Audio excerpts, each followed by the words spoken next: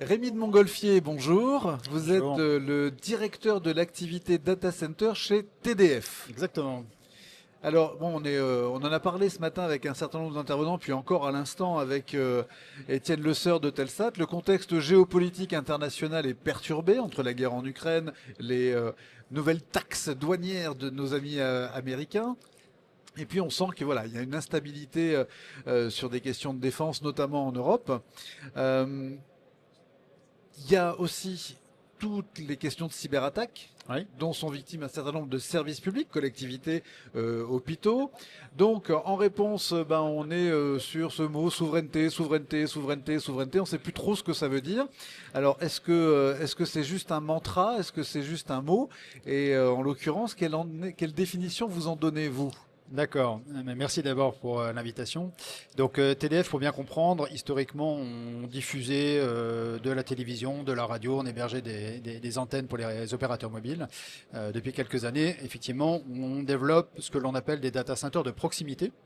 Donc des data centers dans les territoires, des data centers de taille de quelques mégawatts, donc des petits data centers, pour être au plus près des besoins de puissance de calcul ou d'hébergement de données.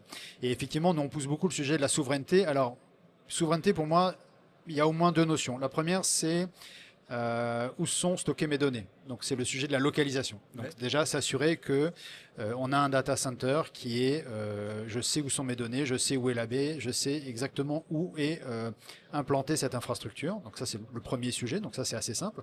Et après il y a un deuxième sujet. Pour moi la souveraineté ça renvoie à la notion de confiance.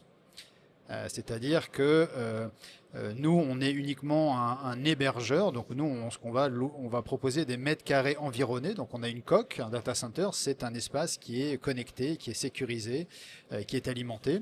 Et c'est dans cet espace que effectivement le client final va venir mettre son matériel, son hardware et son logiciel. Donc nous, on a une partie de la réponse. Ce qui est important, c'est de réfléchir effectivement écosystème de confiance. Donc oui, il y a une option souveraine en France pour héberger des données de la puissance de calcul, à condition de réfléchir un peu, on va dire, du sol au plafond, et pas uniquement de quel est l'hébergeur, ou juste me dire si je prends pas du Microsoft, c'est bon, je suis tranquille. Malheureusement, c'est pas aussi simple.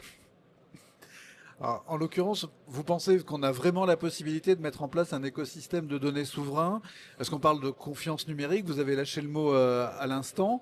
Aujourd'hui, on l'a souligné, effectivement, il y a des pratiques de gestionnaires de cloud qui vous obligent à prendre des solutions logicielles chez eux, enfin, ou à l'inverse, si vous voulez, leurs solutions logicielles, vous êtes obligé d'héberger chez eux, etc. Est-ce que vous, aujourd'hui, vous pensez que l'écosystème français permet, en plus de vous, eh bien, de garantir cette continuité de la confiance numérique? Oui, à condition de bien garder en tête que nous ne sommes pas, il faut pas se dire soit on fait du entre guillemets du GAFAM, de l'américain, soit on fait du français, du souverain. Il faut bien voir la souveraineté comme toutes les données, tous les usages, toute la puissance de calcul n'a pas besoin d'être dans un cloud souverain.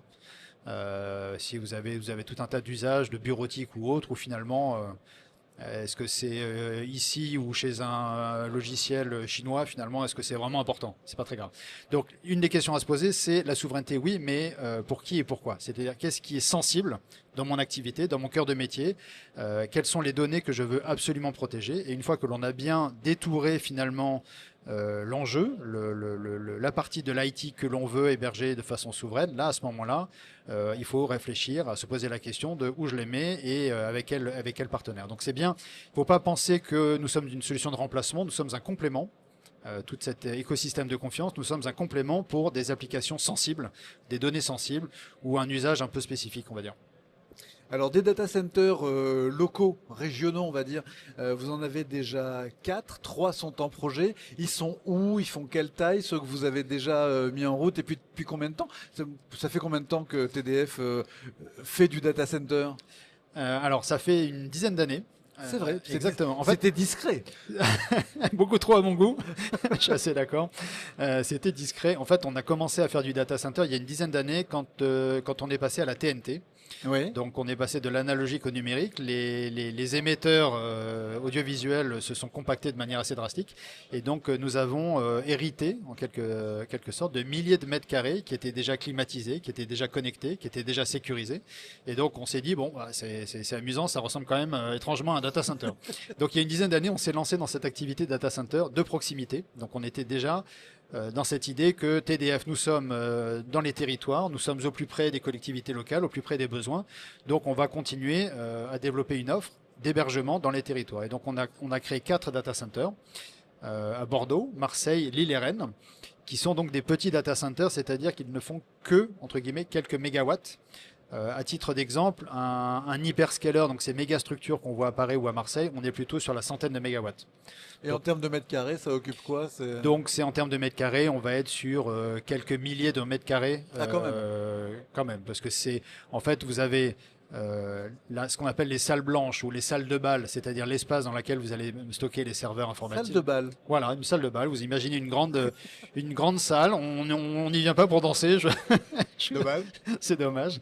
Des salles de bal dans lesquelles on va installer le matériel informatique. Et après, il faut imaginer, entre guillemets, tout le back-office. Désolé pour le mot qui est pas très beau, mais tout l'espace qu'il va falloir utiliser pour mettre le refroidissement, pour mettre l'énergie, pour mettre la détection incendie, pour mettre le centre de supervision, les sas d'accès et autres et autres. Donc voilà, un data center, c'est un peu d'IT et beaucoup d'environnement. Et ces data centers qui sont déjà activés, les 4, ils sont remplis, ils sont encore avec de la capacité disponible? Alors ils commencent à être victimes de leur succès puisqu'on Ouais. ces notions de proximité, de souveraineté sont quand même un peu, c'est un peu à la mode, tant mieux pour nous. Donc les 4 commencent à être bien remplis. L'avantage que l'on a chez TDF, c'est que l'on a historiquement on a de la réserve foncière sur tous ces sites. D'accord. Et on a de la réserve électrique. Donc ce sont des sites que l'on va faire grandir, que l'on est en train de faire grandir. Donc ça c'est pour la croissance, on va dire, sur les 4 sites existants. Et en plus on a en projet effectivement d'aller étendre cette offre de proximité, d'hébergement de proximité souveraine à Lyon, à Toulouse et en région parisienne. Donc on a dans nos cartons déjà quelques sites en préparation pour avoir une offre beaucoup plus large et plus nationale, on va dire. Et vos clients, il y a une part importante de collectivités locales ou d'institutions publiques ou Oui, alors c'est assez amusant parce que je pense que c'est pas forcément quelque chose qu'on avait imaginé quand on a lancé cette activité.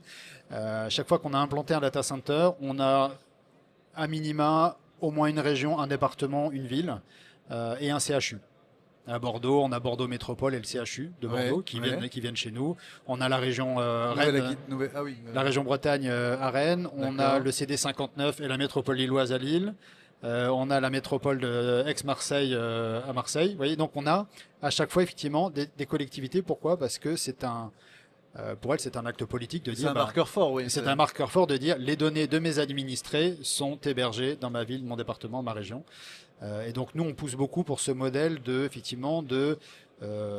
collectivité. Ne construisez pas votre data center tout seul parce que c'est un métier, c'est compliqué, ça coûte très cher. Et ça demande de plus en plus de compétences, notamment avec l'arrivée de l'IA. Donc le message que l'on passe, c'est attention, c'est un métier, n'y allez pas seul. Il y a des industriels comme TDF qui savent construire des solutions soit sur mesure, soit ce qu'on appelle colocalisées, pour héberger vos données ou vos besoins de puissance de calcul. Super. Et ben maintenant on l'a dans les radars. Hein. Merci. On voit que vous couvrez une bonne partie de la France et puis rapidement toute la France. Que c'est une solution effectivement qui répond aux besoins de souveraineté exprimés par les collectivités et les institutions publiques. Donc voilà, maintenant on le sait. Merci beaucoup. Merci Rémi de Montgolfier. Je rappelle que vous êtes directeur de l'activité Data Center chez TDF. Et je vous dis à très bientôt. Merci, bonne fin de journée. Merci.